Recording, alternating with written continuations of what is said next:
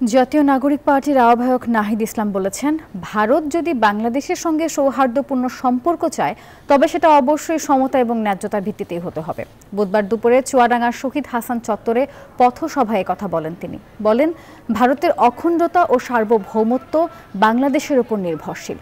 খুনি হাসিনাকে আশ্রয় দেওয়ার জন্য ভারতকে জবাবদিহি করতে হবে বলে মন্তব্য করেন তিনি।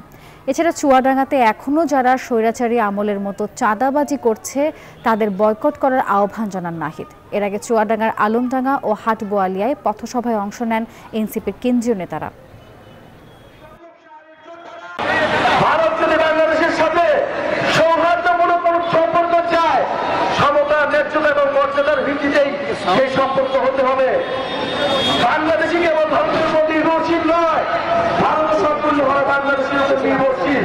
এক্সট্রিম মশার কয়েল প্ল্যান্ট ফাইবার দিয়ে তৈরি, তাই সহজে ভাঙে না, সুগন্ধিযুক্ত ও নিরবিচ্ছিন্নভাবে জ্বলে। ডেঙ্গু, চিকুনগুনিয়া বাহি সহ যে কোনো মশার বিরুদ্ধে দেয় এক্সট্রিম সুরক্ষা।